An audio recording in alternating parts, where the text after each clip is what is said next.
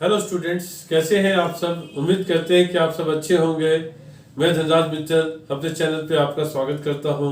आज हम लोग करेंगे कुछ यूजफुल टिप्स जब हम पार्टनरशिप के क्वेश्चंस को सॉल्व करेंगे। तो सबसे पहला जो पॉइंट होता है बच्चों, क्वेश्चन में अगर गिवन है तब तो ठीक है, प्रॉफिट शेयरिंग रेशियो। अगर क्वेश्चन में गिवन नहीं है प्रॉफिट शेयरिंग रेशियो तो पार्टनर्स को प्रॉफिट हम इक्वली डिस्ट्रीब्यूट करते हैं, ये ध्यान रखना है। दूसरा, जब हम इंटरेस्ट कैलकुलेट करते हैं तो हमें ध्यान रखना है कि वो पर एनम दिया है कि नहीं दिया परसेंटेज के साथ। अगर पर एनम दिया है तो पीरियड के हिसाब से लगेगा, मंथ कंसीडर करने पड़ेंगे, उसके हिसाब से हम इंटरेस्ट कैलकुलेट करेंगे। और अगर पर एनम नहीं है, सिंपल परसेंट दिया हुआ है, केवल 5% 6% ऐसे दिया हुआ है, तो इरेस्पेक्टिव ऑफ द पीरियड उसमें पीरियड को कंसीडर नहीं करना है, मंथ्स को कंसीडर नहीं करना है। जितना अमाउंट दिया रहेगा उतने अमाउंट पे हम जो है इंटरेस्ट कैलकुलेट करेंगे। तीसरा जो मोस्ट इंपॉर्टेंट वर्ड आता है, जैसे अप्रोप्रिएशन है, चार्ज है। प्रॉफिट का अप्रोप्रिएशन किया जाता है, प्रॉफिट एंड लॉस अकाउंट में हम चार्ज करते हैं आइटम्स प्रॉफिट पे, और profit and loss appropriation account में हम प्रॉफिट को अप्रोप्रिएट करते हैं। तो जो चार्ज होता है वो तो आपको माइनस डेबिट करना ही है प्रॉफिट एंड लॉस अकाउंट को, चाहे आपका प्रॉफिट हो चाहे लॉस हो, उससे मतलब नहीं है, वो तो आपको डेबिट करना ही है। अगर प्रॉफिट एंड लॉस अकाउंट बन चुका है तो आप profit and loss appropriation account जब बनाएंगे तो प्रॉफिट में से ही, क्रेडिट साइड पे प्रॉफिट में से ही लेस कर देंगे जो भी चार्जेबल आइटम्स है। नॉर्मली जो चार्ज करने के लिए रह जाती चीजें, वो या तो मैनेजर कमीशन होता है, मैनेजर का कमीशन होगा जो चार्ज होगा प्रॉफिट पे, या रेंट पेएबल है, रेंट पेड टू पार्टनर है, वो भी चार्ज है, वो भी चार्ज है आपका प्रॉफिट पे। और interest on loan advance bye partner, partner ने जो लोन दिया है, पार्टनर ने जो लोन दिया हुआ है फर्म को, उस पे भी इंटरेस्ट चार्ज करते हैं। ये तीनों आइटम्स जो है आपकी, जो ये है आपका चार्जेबल आइटम्स, ये चार्ज करना ही है। तो आप क्या करेंगे, profit and loss appropriation account जब बनाएंगे तो आप क्रेडिट साइड पे बाय नेट प्रॉफिट जब लिखेंगे तो उसके नीचे लेस कर देंगे manager commission, interest on partners loan, या फिर जो है रेंट पेएबल टू पार्टनर। तो उस पर आपको लॉस हो प्रॉफिट हो उससे मतलब नहीं है, ये आपको डिडक्ट करना ही पड़ेगा। इंटरेस्ट ऑन पार्टनर्स लोन जो है वो क्रेडिट होता है पार्टनर्स के लोन अकाउंट में, पार्टनर्स के कैपिटल अकाउंट या पार्टनर के करंट अकाउंट में नहीं आता है। किसी भी हालत में पार्टनर्स के लोन कैपिटल अकाउंट और पार्टनर के करंट अकाउंट में नहीं आएगा। इंटरेस्ट ऑन पार्टनर्स कैपिटल जो है वो चार्ज या अप्रोप्रिएशन दोनों में से कुछ भी हो सकता है। इंटरेस्ट ऑन कैपिटल क्वेश्चन में कुछ नहीं बोला है तो उसको हम अप्रोप्रिएशन ही लेते हैं। अगर क्वेश्चन में गिवन है कि इंटरेस्ट ऑन कैपिटल अलाउ करना ही है, भले ही लॉस हो जाए, तो उसको हम बोलेंगे कि इंटरेस्ट ऑन कैपिटल जो है वो चार्ज अगेंस्ट द प्रॉफिट है। एक और चीज ध्यान रखिएगा बच्चों, जो इंटरेस्ट ऑन कैपिटल निकाली जाती है तो जितनी पीरियड के लिए कैपिटल इन्वेस्टेड रहती है बिजनेस में, उतने पीरियड का इंटरेस्ट कैलकुलेट किया जाता है। इसका मतलब जो क्लोजिंग कैपिटल है वो इंपॉर्टेंट नहीं होती, जो ओपनिंग कैपिटल होती है वो हमारे लिए इंपॉर्टेंट होती है, क्योंकि जो ओपनिंग कैपिटल रहेगी उस पर इंटरेस्ट कैलकुलेट किया जाएगा। और जो अप्रोप्रिएशन कैन बी डन, जो अप्रोप्रिएशन जो है बच्चों, अप्रोप्रिएशन जो है वो उतना ही हो सकता है जितना प्रॉफिट आपके पास अवेलेबल है। इसका मतलब ये हुआ जितना नेट प्रॉफिट आएगा उससे ज्यादा फर्म जो है उसका अप्रोप्रिएशन नहीं कर सकती। मतलब चाहे इंटरेस्ट ऑन कैपिटल हो, सैलरी हो, प्रॉफिट शेयरिंग रेशियो में प्रॉफिट डिस्ट्रीब्यूट करना हो, वो सब जो है प्रॉफिट से ज्यादा नहीं हो सकता है।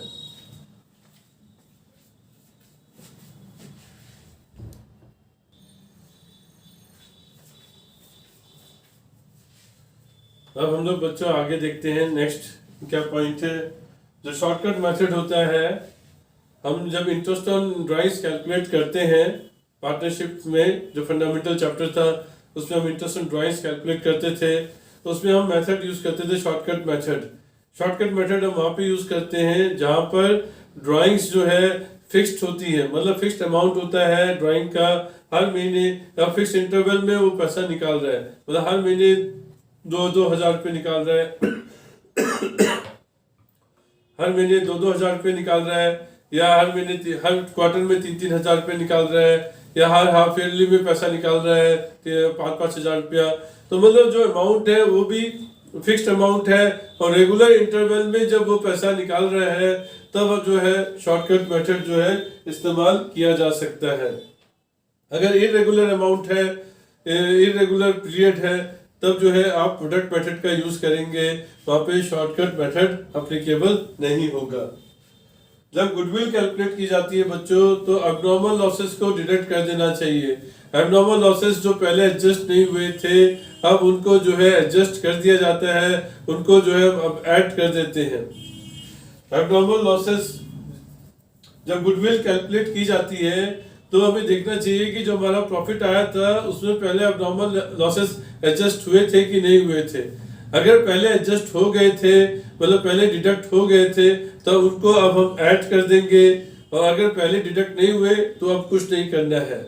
ऐसे ही जो नॉर्मल एक्सपेंसेस हैं वो पहले अगर एडजस्ट नहीं हुए तो अब उनको डिडक्ट कर देंगे, अगर पहले एडजस्ट हो गए तो अब उनको कुछ नहीं करना है। मतलब एब्नॉर्मल लॉसेस है तो पहले एडजस्ट हो गए थे तो अब उसको ऐड कर देंगे प्रॉफिट में, और अगर पहले एडजस्ट नहीं हुए तो अब कुछ नहीं करना है।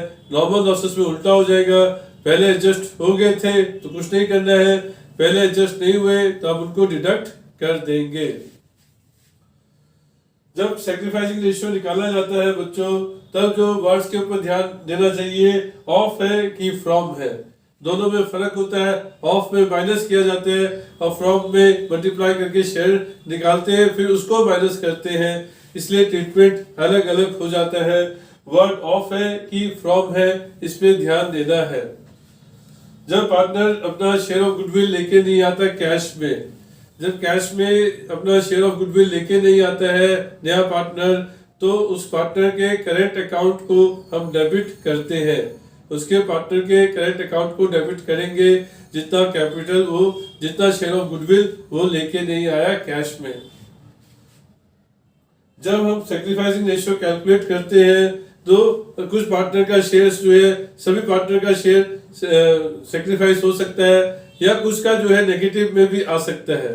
तो जब अगर नेगेटिव में आ रहा है, जब हमने कैलकुलेट कर रहे हैं सैक्रिफाइसिंग रेशियो और वो नेगेटिव आ रहा है, तो उसका मतलब है कि पार्टनर जो है गेन कर रहा है।